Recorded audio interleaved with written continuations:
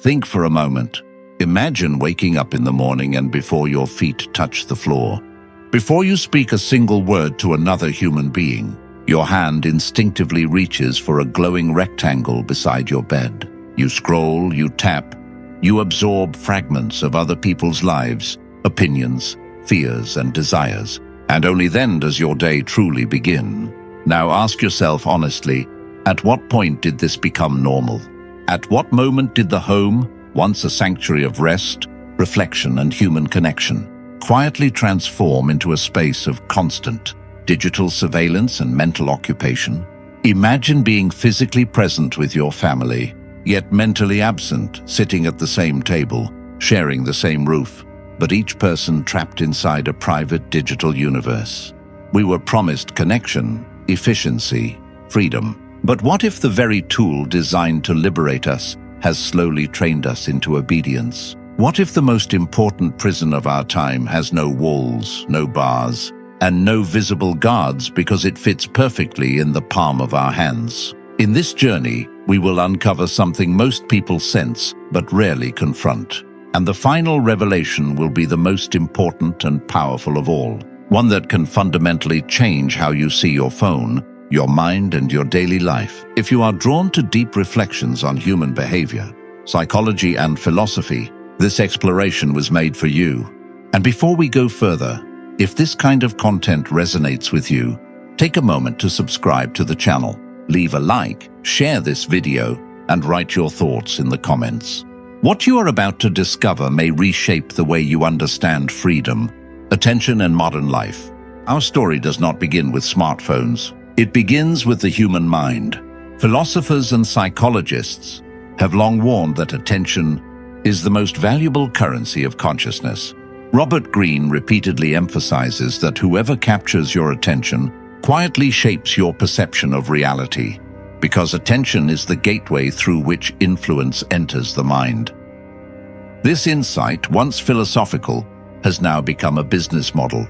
Inside our homes, the phone is no longer just a device. It is an extension of our nervous system. Notifications function like tiny electric shocks, training us to respond instantly. Each vibration or sound activates ancient survival circuits in the brain, the same systems once responsible for detecting danger or opportunity. Neuroscientists explain that dopamine, the chemical associated with motivation and reward, is released not when we receive pleasure, but when we anticipate it. Every notification promises something new, something potentially rewarding, even if it rarely delivers lasting satisfaction. This is not accidental. Former technology insiders like Tristan Harris have openly discussed how platforms are engineered to capture and hold attention. Infinite scrolling, algorithmic feeds, unpredictable rewards, all mirror the mechanics of slot machines. Psychologist B.F. Skinner demonstrated decades ago that variable rewards are the most effective way to condition behavior. When rewards are unpredictable, we check compulsively. We refresh endlessly. We wait for the next hit. Now reflect on this. Inside your own home, a place meant for autonomy and safety, you are constantly being interrupted, redirected, and stimulated by systems designed to maximize engagement, not well-being. How often do you truly choose to use your phone? And how often do you respond automatically without conscious decision? Is this still a tool, or has it become a master? Our story does not end with attention. It goes deeper into the invisible architecture of influence. Sociologist Sher Turkle, who has studied the psychological effects of technology for decades, observed that we are becoming alone together. We are surrounded by people, yet emotionally distant. Conversations are fragmented by glances at screens. Silence, once a space for reflection, is now something we escape at all costs. The phone fills every empty moment, and in doing so, it quietly eliminates the conditions necessary for deep thought and emotional processing inside the home. This has profound consequences. The home was once where values were transmitted, stories were told, and bonds were strengthened through presence. Now attention is divided. Children learn early that glowing screens are more powerful than human voices. Adults feel constantly busy, yet strangely unfulfilled. We mistake stimulation for meaning and connectivity for intimacy. Ask yourself this question and answer honestly. When was the last time you sat in silence at home without reaching for your phone? When was the last time boredom led you to insight instead of scrolling? Boredom, as philosophers like Søren Kierkegaard noted, is not an enemy. It is the doorway to creativity and self-awareness. By eliminating boredom, we may be eliminating something essential to being human. Yet this dependence did not arise from weakness alone. It emerged from a deeper cultural shift. Modern life increasingly demands productivity, speed, and constant availability. The phone becomes a symbol of relevance and control. To disconnect feels irresponsible, even dangerous. We fear missing out, being forgotten, falling behind. This fear is quietly exploited, turning anxiety into engagement. As Robert Greene repeatedly demonstrates through history, the most effective forms of power rarely rely on force. They rely on shaping habits until people willingly participate in their own conditioning. Once a behavior becomes automatic, control no longer needs to announce itself. It simply becomes part of everyday life. As we continue, we will explore how this digital conditioning reshapes identity, relationships, and even our sense of self. We will examine why breaking free feels so difficult and why awareness alone is not enough. And most importantly, we will uncover the deeper psychological mechanism that keeps us willingly chained even when we know the cost. This is not the end of the journey. What comes next will challenge assumptions you may not even realize you hold.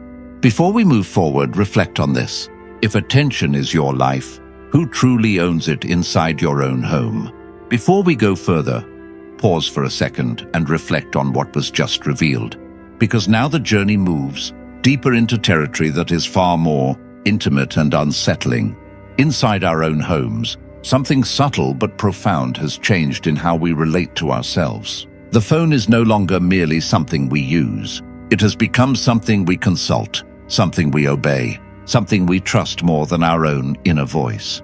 Robert Greene repeatedly observes that the most effective form of influence is the one that slowly replaces your independent judgment with unconscious dependence.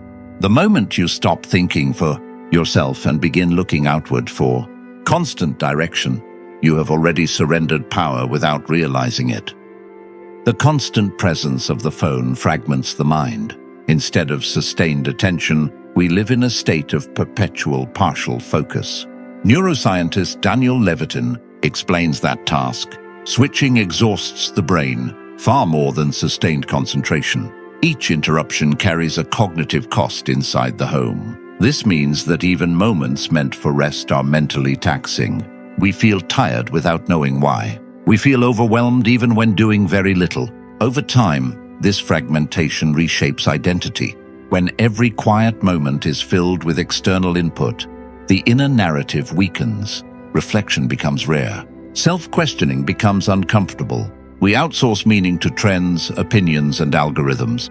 Philosopher Hannah Arendt emphasized that thinking requires withdrawal from constant activity. Without that withdrawal, individuals become incapable of judgment. What happens when an entire society loses the habit of thinking in solitude? The home once protected that solitude. It offered separation from the noise of the world. Today, the world follows us inside. News, outrage, comparison, and fear enter our bedrooms and dining rooms without resistance. Algorithms learn our vulnerabilities better than we know them ourselves. They show us what provokes emotion because emotion keeps us engaged. Fear, anger, envy, and validation become the primary currencies of attention. This is where dependency quietly transforms into submission. We do not feel forced, yet we feel unable to stop. Psychologist Erich Fromm described this paradox as escaping from freedom. True freedom demands responsibility, awareness, and discomfort.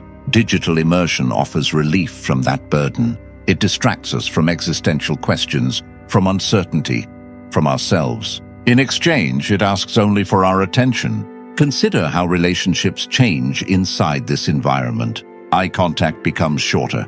Listening becomes impatient. Silence feels awkward. Children raised in this atmosphere learn that attention must be competed for. They learn that presence is conditional. Studies in developmental psychology show that consistent parental distraction can affect emotional regulation and attachment. This is not about blame but awareness. Systems designed for engagement do not pause for family life, intimacy, or growth. Ask yourself something deeply uncomfortable. When you feel anxious, lonely, or uncertain at home, do you sit with that feeling, or do you reach for your phone to escape it? What emotions are you avoiding? What thoughts are you silencing? Philosopher Blaise Pascal once wrote that all of humanity's problems stem from man's inability to sit quietly in a room alone. That observation feels more relevant now than ever. Over time, avoidance becomes habit. Habit becomes identity. We begin to define ourselves by what we consume rather than what we create. The phone tells us what to desire, what to fear, what to celebrate, and what to condemn. And because this happens gradually, it feels natural, like prisoners who forget the door was never locked. We mistake familiarity for freedom. Yet the most dangerous aspect is not the phone itself. It is the illusion of control. We believe we choose when to engage, but our behavior tells another story. How many times have you unlocked your phone without knowing why? How often do you intend to check one thing and emerge much later disoriented? These are not accidents. They are symptoms of conditioning. As we move forward, we will confront why willpower alone fails, why digital detoxes rarely last, and why the solution is not rejection of technology, but a radical shift in consciousness. The next part will expose the deeper, psychological loop that keeps us trapped even when we swear we want out. Before continuing, reflect and respond in the comments. Do you feel more in control of your phone, or does it feel more in control of you? To understand why we remain trapped even when we clearly see the problem, we must look at a mechanism far deeper than habit. What truly binds us to our phones inside our own homes is not addiction alone, but identity conditioning. The device has quietly become a mirror. It reflects back who we think we are, who we fear we are not, and who we desperately want to become. Psychologist Erik Erikson emphasized that identity is shaped through interaction, feedback, and recognition. In the digital age, much of that recognition is mediated through screens. Likes, messages, views, and reactions become signals of worth inside the home. Instead of grounding our identity through presence, values, and self-reflection, we seek constant external confirmation. The phone becomes a portable validation machine. Without it, many feel invisible. This creates a powerful psychological loop. We feel uncertain or incomplete. We reach for the phone. We receive stimulation or validation. The relief is temporary. The uncertainty returns, often stronger. So we reach again. Over time, the brain associates the phone with emotional regulation. Calm, excitement, reassurance, distraction all become outsourced to a device. The home, once a place of emotional integration, becomes a hub of emotional outsourcing. Neuroscience reveals why this loop is so difficult to break. Repeated behaviors carve neural pathways. The brain becomes efficient at what it practices most. When micro-moments of discomfort are always neutralized by scrolling, the brain never learns to tolerate stillness. Emotional resilience weakens. Philosopher Friedrich Nietzsche warned that comfort, when overindulged, erodes strength. Today, comfort fits in our pockets. Inside the home, this has existential consequences. Solitude used to be where people wrestled with meaning, morality, and purpose. Thinkers like Marcus Aurelius wrote their most profound insights alone in silence. That silence is now almost extinct. Every pause is filled. Every question is drowned out. Without space to reflect, life becomes reactive instead of intentional. There is also a subtle shift in power. Algorithms do not just show content. They shape perception. What you see repeatedly feels important. What you do not see fades from awareness. Over time, this influences beliefs, values, and priorities. Robert Greene repeatedly demonstrates that the highest form of influence is shaping perception itself. Once someone controls what captures your attention, they no longer need to control your decisions directly because your decisions begin emerging from the reality they have constructed for you. Ask yourself this: if you removed your phone for a week, not as a challenge but as a thought experiment, who would you be without constant input? What thoughts would surface? What emotions would demand to be felt?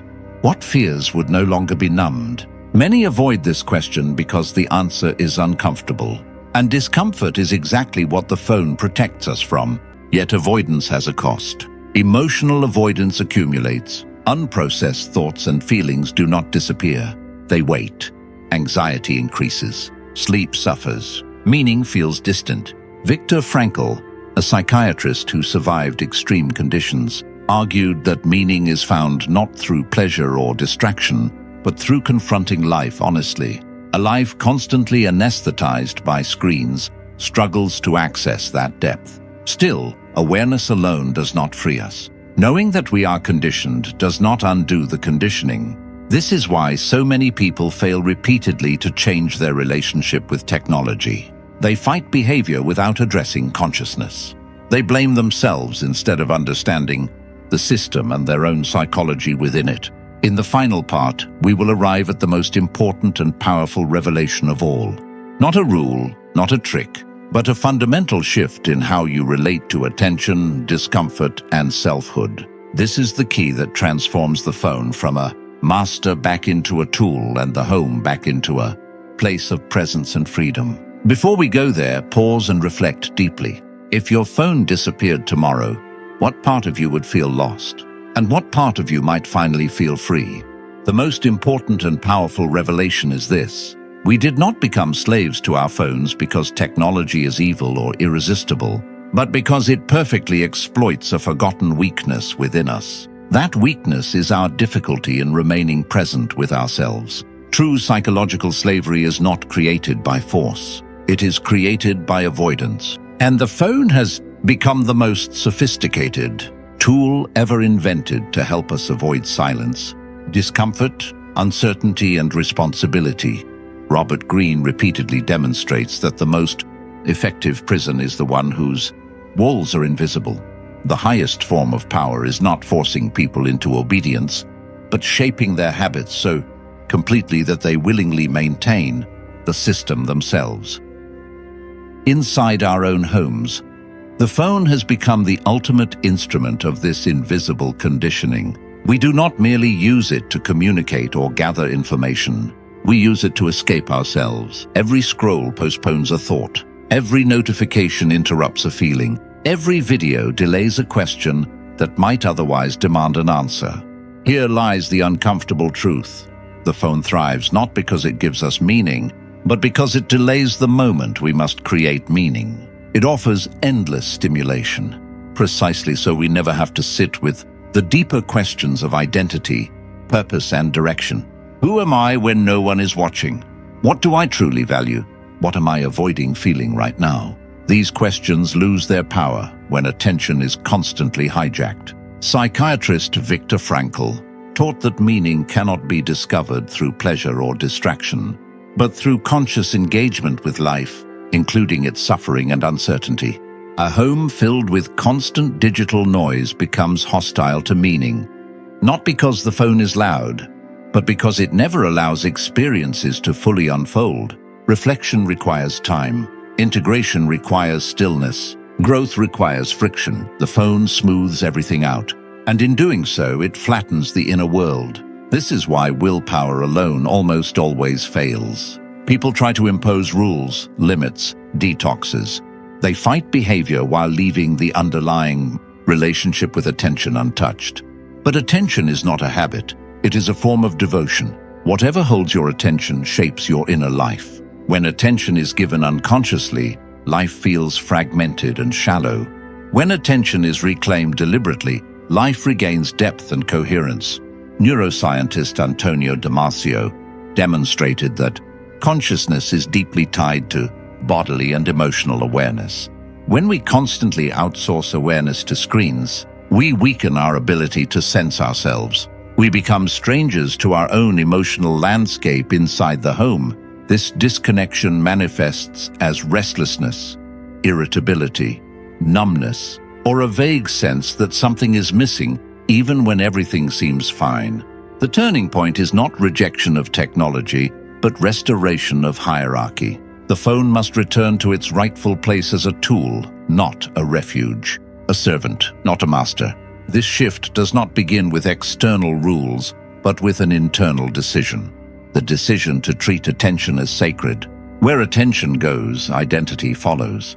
Psychologist Mihaly Csikszentmihalyi showed that deep fulfillment arises from presence, from complete engagement with what is happening now, not from stimulation, not from distraction, but from immersion. The tragedy of phone dependency inside the home is that it replaces immersion with interruption. It trains us to live everywhere except where we are.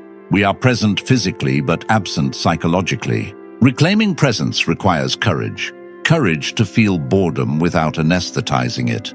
Courage to sit with anxiety without escaping it. Courage to let thoughts complete themselves instead of cutting them off with endless input. This is how autonomy is restored. Freedom does not come from removing all discomfort. It comes from discovering that you can endure it without running. The home can once again become what it was always meant to be, where conversations deepen instead of fragment, where silence is not empty but fertile, where values are not transmitted through screens, but through presence. Every moment you choose not to reach for your phone automatically, you reclaim a small piece of yourself. Ask yourself the most important question of all and answer it honestly. If no one were watching, if no one were validating, if no one were demanding your attention, who would you be inside your own home? That answer is not something you scroll into existence. It is something you uncover slowly through presence. This does not mean abandoning technology or romanticizing the past. It means using technology consciously instead of compulsively. It means allowing the phone to enhance life, not replace it. Across centuries, philosophers and psychologists have reached the same conclusion through different paths. A meaningful life is not built on constant stimulation, but on conscious awareness, on choosing depth over noise, on choosing reflection over reaction, on choosing to inhabit your own life fully, even when that life feels uncertain or uncomfortable. The most powerful act you can perform today is deceptively simple. The next time you are home and your hand moves toward your phone without intention, pause, breathe, stay with the moment. Let it unfold without interference. In that pause, something profound begins to happen. You reconnect with yourself. And when you reconnect with yourself, the invisible chains dissolve. If this reflection resonated with you, share your thoughts. How has your relationship with your phone shaped your inner life and your home? Awareness is the first step. Presence is the second. Freedom begins where attention returns. Thanks for watching. Subscribe if you haven't.